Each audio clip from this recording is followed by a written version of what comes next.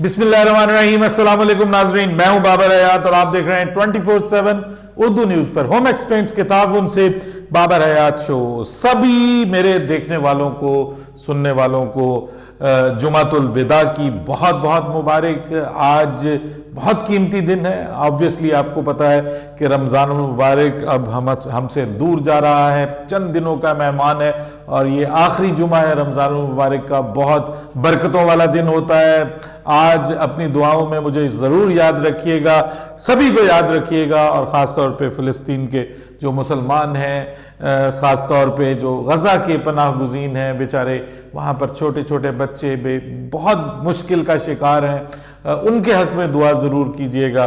सभी मुसलमानों के लिए दुआ कीजिएगा, सभी दुनिया के लिए दुआ कीजिएगा, दुनिया के अमन के लिए दुआ कीजिएगा और ओवरऑल मुझे भी अपनी दुआओं में ज़रूर याद रखिएगा। बहरहाल बात करते हैं क्रिकेट की, और क्रिकेट में अब वक्त आन पहुंचा है कि जब पाकिस्तान का जो फाइनल 18 रुकनी स्क्वाड है उसकी नोक पलक भी संवार ली गई है और कौन कौन इस 18 रुकनी स्क्वाड का हिस्सा होगा ये मैं अब आपको आज की इस वीडियो में ऑलमोस्ट कंफर्म 100% ही समझ लें, कंफर्म स्क्वाड आपके सामने शेयर करने जा रहा हूं। और इसके अलावा मोहम्मद आमिर ने बाबर की कप्तानी में खेलने के हवाले से अपनी खामोशी तोड़ दी है। क्या कहा है मोहम्मद आमिर ने बाबर की कप्तानी के हवाले से?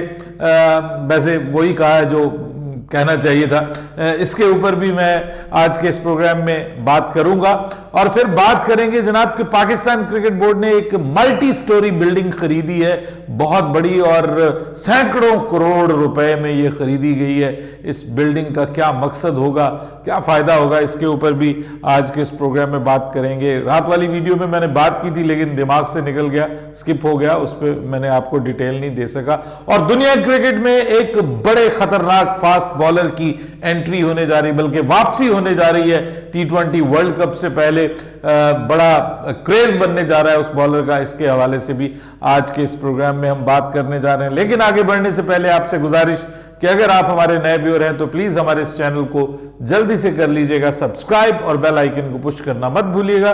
मुझे फॉलो कीजिए इंस्टाग्राम पे बाबर हयात शो और हमारे पेज को फेसबुक पे लाइक कर लीजिएगा। तो जनाब बात यह है कि सबसे पहले तो हम बात कर लेते हैं कि जी जो कैंप है वो अब बिल्कुल अपने आखिरी मराहिल में दाखिल हो गया है और बड़ी ज़बरदस्त किस्म की वहाँ से गुज़िश्ता रोज़ तस्वीरें भी सामने आई। कुछ ग्रुप फोटोज जो हैं वो खींचे गए पाकिस्तान आर्मी की जो ट्रेनर्स हैं उनके साथ। बाय द वे जो पाकिस्तान आर्मी के ट्रेनर हैं वो जो मेजर साहब हैं उनकी भी बड़ी इस वक्त शोहरत हो रही है और वो भी बड़े स्मार्ट और बड़े ही ज़बरदस्त किस्म के बड़े हैंडसम किस्म के मेजर साहब हैं। उनकी भी पाकिस्तान टीम के साथ साथ उनकी भी बड़ी शोहरत हो रही है कि उन्होंने कमाल की ट्रेनिंग करवाई है। बाय द वे जो विजुअल्स आ रहे हैं और जिस तरह से लड़के जान मार रहे हैं, दिल खुश हुआ है दिल।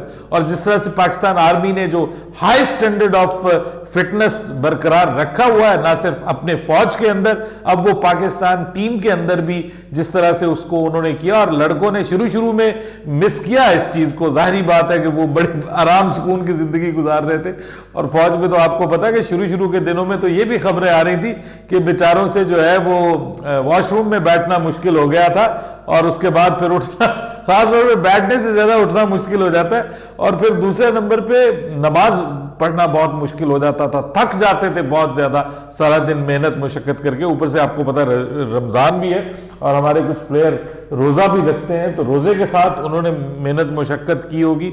तो ये क्रेडिबल जो है वो एक एफर्ट है पाकिस्तान टीम की जानिब से, पाकिस्तान की फौज की जानिब से जो उनको ट्रेनिंग दी गई है। उम्मीद है कि ये बरकरार रहेगा, ये चंद दिनों का मामला नहीं होगा। मैं तो कहता हूं कि हर महीने को 5-10 दिन इनका कैंप लगते रहना चाहिए, क्रिकेट हो ना हो।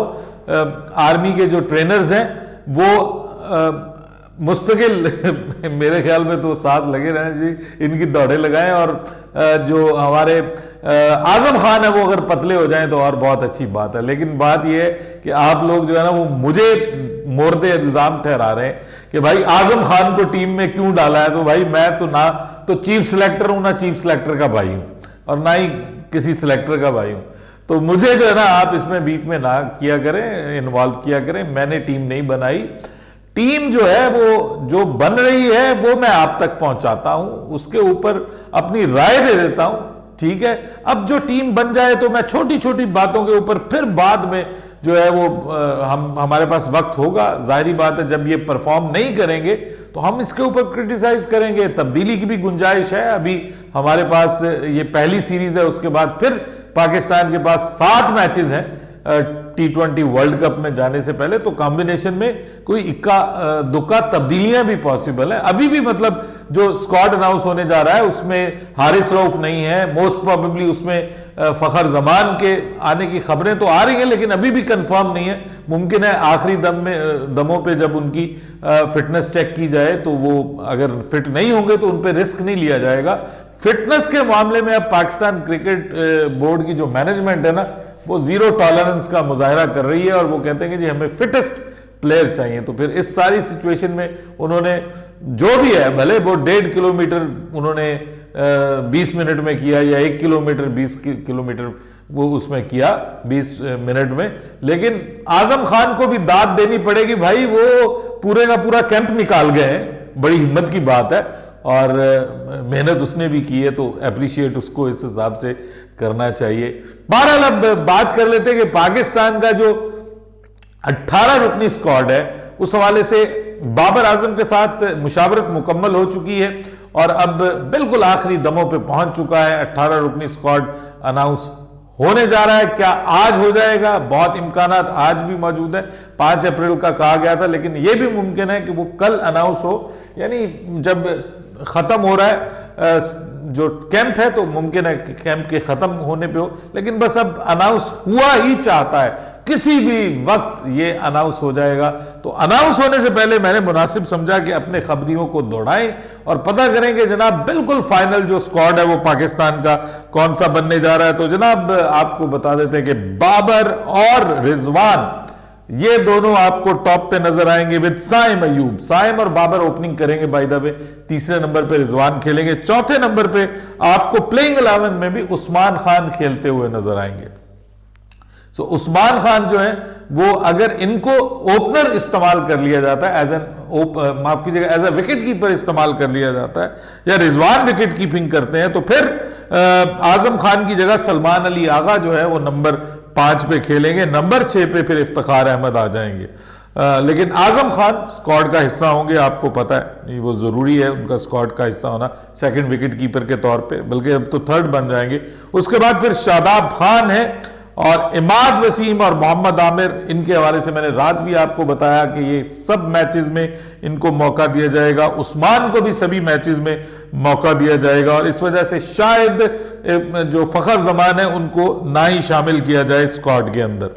फिलहाल जो स्क्वाड नजर आ रहा है उसमें वो नहीं है और हारिस रऊफ भी नहीं है। इमाद, आमिर, उसके बाद शाहीन और नसीम, दोनों को रेस्ट दिया जाएगा। शाहीन के बारे में तो खबर आ रही है कि शायद मैक्सिमम 2 मैचेस इनको खिलाए जाएं और वो भी आखिरी मैचेस, शुरू के मैचेस में उनको मुश्किल है मौका दिया जाए। और इसके अलावा नसीम शाह को भी रोटेशन के तहत 3 मैचेस मोस्ट प्रोबेबली खिलाए जाएंगे और इनको भी रेस्ट दिया जाएगा। उसके बाद ऑलराउंडर्स में आमिर जमाल और वसीम जूनियर दोनों को स्क्वाड का हिस्सा बनाया जाएगा। और उसके बाद अगर आप स्पिनर्स की बात करें तो उसामा मीर और अबरार अहमद दोनों को सिलेक्ट किया जा रहा है और इसकी वजह यह है कि अबरार अहमद को काफी अरसे से हमने भाई वर्ल्ड कप में भी बड़ी दुआएं मांगी थी कि अबरार अहमद कहीं आ जाए टीम के अंदर और हम कहते थे ये हमारा मिस्ट्री स्पिनर है। तो अब उन्होंने कहा कि इसको अब आजमा ही लिया जाए, टीम का हिस्सा बना ही लिया जाए, टीम के साथ तो रहते ही हैं ये, अब टीम का हिस्सा भी बना लिया जाए। तो उसामा मीर और अबरार अहमद, उसके बाद जमान खान और अब्बास आफरीदी, ये आपके जो दूसरे फास्ट बॉलिंग ऑप्शंस हैं उसमें ये शामिल होंगे। सो टोटल 18 रुकनी ये स्क्वाड बनता है। एक बार फिर बता देता हूं, बाबर, रिजवान, साइम, उस्मान, सलमान, इफ्तिखार, आजम खान, शादाब, इमाद, आमिर, शाहीन, नसीम, आमिर जमाल, वसीम जूनियर, उसामा मीर, अबरार अहमद, जमान खान और अब्बास आफरीदी। अब इसमें हमारे जो नौजवान हैं कुछ वो शामिल नहीं है फिलहाल। आई थिंक सो कि उनको शामिल किया जाएगा, रिजर्व में रखा जाएगा। अगर वर्ल्ड कप में भी जाते हैं तो जो रिजर्व प्लेयर्स होंगे उनमें ये जो इरफान खान नियाजी, मेहरान मुमताज, ये लोग जो हैं वो उसमें शामिल होंगे जो रिजर्व प्लेयर्स होंगे।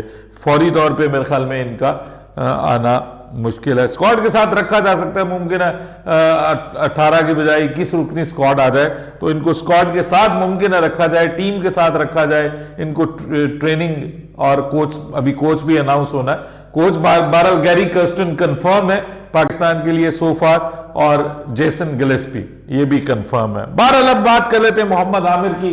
मोहम्मद आमिर का बड़ा खुशाइंद बयान सामने आया जी, और उन्होंने कहा कि बाबर और उनके दरमियान एक इज्जत का, म्यूचुअल रिस्पेक्ट का रिश्ता है। बाबर भी बहुत रिस्पेक्ट करते हैं उनकी। अभी बाबर के साथ जो वक्त गुजरा है कैंप में, वो भी, उसको भी उन्होंने सराहा है कि जी बड़ा जबरदस्त बाबर के साथ मेरा टाइम गुजरा है। और असल में हम सबका मुद्दा एक है, हम सबका जो एक मिशन है वो एक है, और वो है पाकिस्तान टीम का जीतना। बाबर की कप्तानी में खेलने में मुझे कोई प्रॉब्लम नहीं है, क्योंकि मैं दोबारा वापस आया हूं और वापस आकर मैंने अपनी टीम के लिए दोबारा, अपना ये ख्वाब था मेरा कि मैं पाकिस्तान के लिए दोबारा खेलूं, और इसमें मैं कोई रखना जो है वो महसूस नहीं करता कि नहीं डलना चाहिए। हमें सबको मिलकर खेलना चाहिए, और बाबर की कप्तानी में इंशाल्लाह हम वर्ल्ड कप जीतने की भरपूर कोशिश करेंगे। मैं वापस आया हूं तो मेरी कोशिश होगी कि मेरे वापस आने से पाकिस्तान टीम को फायदा पहुंचे और हम वर्ल्ड कप जीतें। सो वेरी गुड स्टेटमेंट जी। हम भी अब यही चाहते हैं कि टीम में कोई पॉलिटिक्स ना हो, कोई धड़ेबंदी ना हो। और शाहीन शाह अफरीदी को भी उनके सुसर ने बहुत जबरदस्त मशवरा दिया है। अब उनको कहा कि मियां तुम अपनी क्रिकेट के ऊपर जो है वो फोकस रखो, और अब कप्तानी शप्तानी का चक्कर भूल जाओ। मैंने तुम्हें पहले भी समझाया था कि तुम कप्तान ना बनो, तुम फिर भी मेरी बात नहीं मानी तुमने। मैंने तुम्हें लाहौर कलंदर्स की कप्तानी से भी मना किया था कि मियां तुम अपनी क्रिकेट खेलो, तुमने उस वक्त भी मेरी बात नहीं मानी। पाकिस्तान की कप्तानी के हवाले से भी मेरी बात नहीं मानी, और अब भुगतो। अब तुम जो है वो सिर्फ क्रिकेट के ऊपर फोकस करो। तो उस हवाले से भी अब मतलब शाहीन को भी ये कह दिया गया कि मियां अब क्रिकेट खेलो, फोकस करो क्रिकेट के ऊपर। एक नई दुनिया, एक नई सुबह हमारा इंतजार कर रही है, और हम अब पाकिस्तान के लिए खेलना चाहते हैं, ऐसा मोहम्मद आमिर का भी कहना है। ऑब्वियसली शाहीन शाह अफरीदी भी अब उसी चीज पे फोकस करेंगे। सो आमिर का ये बयान बड़ा ताजा हवा का झोंका है जी। हम तो देखिए, बात यह है कि हम बिल्कुल नहीं चाहते कि हमारी टीम के दरमियान फूट पड़े। हम तो चाहते हैं कि, और दुनिया के सामने मजाक बने। हम कहते हैं कि जिस तरह से दुनिया की टीमें प्रोफेशनली चलाई जाती हैं, हमारी टीम भी उसी तरह से प्रोफेशनली चलाई जाए। उसमें कोई टूट फूट ना हो, कोई कप्तान आए ना आए, किसी को कोई फर्क ना पड़े। दुनिया में बिल्कुल यंग लड़कों को उठा के कप्तान बना देते हैं, सीनियर्स उनके नीचे खेल रहे होते हैं, कोई मसला नहीं होता। तो हमारे यहां भी यही होना चाहिए। हम मोहसिन नकवी साहब से गुजारिश करेंगे और उम्मीद भी रखेंगे कि वो जिस तरह से प्रोफेशनल काम करते हैं, तो पाकिस्तान टीम को भी वो प्रोफेशनल बनाएंगे। अब वो बनाते हैं या नहीं बनाते, लेकिन बिल्डिंग बनाने जा रहा है पाकिस्तान क्रिकेट बोर्ड।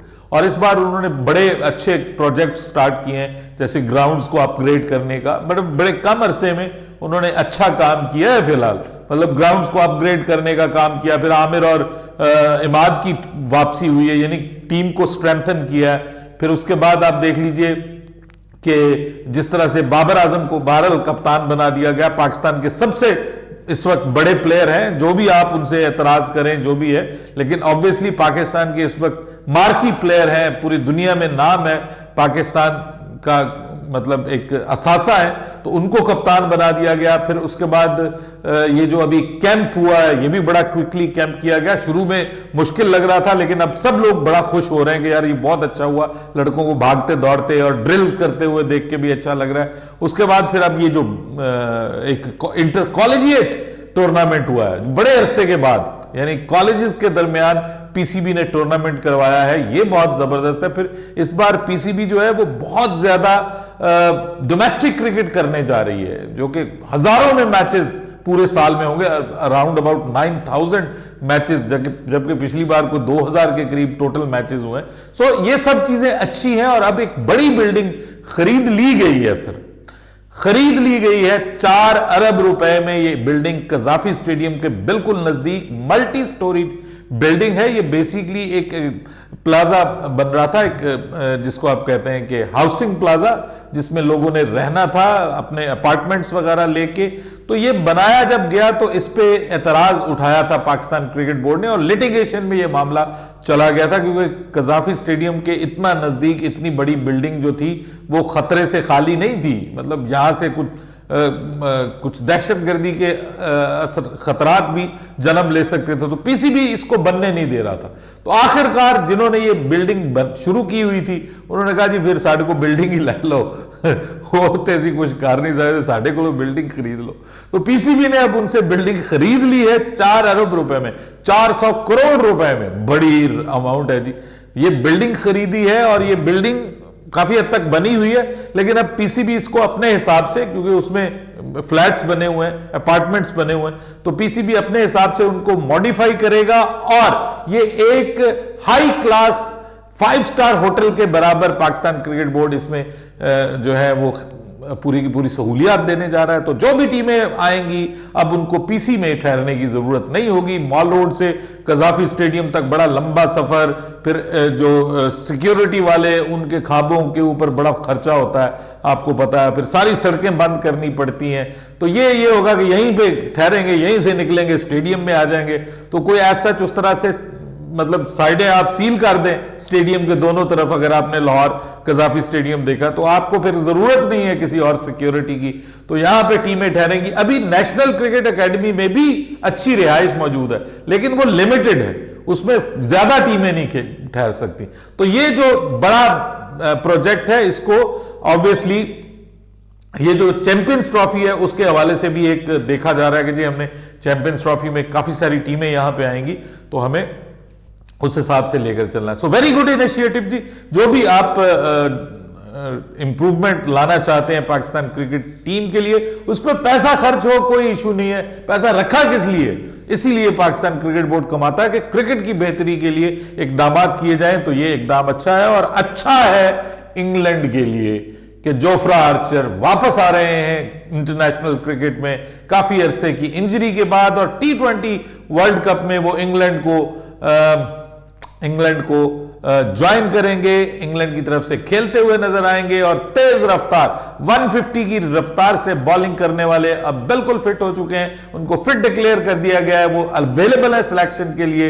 अनफॉर्चुनेटली इससे पहले वो आपको पता है कि बहुत अरसे तक फिटनेस मसाइल का शिकार रहे। दोबारा वापसी होने जा रही है जोफ्रा आर्चर की। दुनिया के बल्लेबाजों के लिए ये एक चेतावनी है, एक वार्निंग है कि तैयार हो जाओ, आपके लिए जिसको कहते हैं ना कि हेड ब्रेकर और टो ब्रेकर वाला काम करने वाला बंदा जो है वो आ रहा है क्रिकेट में वापस। और इंग्लैंड के लिए अच्छा है, क्योंकि एक झटका इंग्लैंड को लग चुका है इससे पहले बेन स्टोक्स के ना खेलने की वजह से। ये एक प्लस पॉइंट है T20 वर्ल्ड कप के लिए। प्लस आपको पता है कि इंटरेस्ट भी बढ़ता है। अपनी राय दीजिएगा कमेंट सेक्शन में।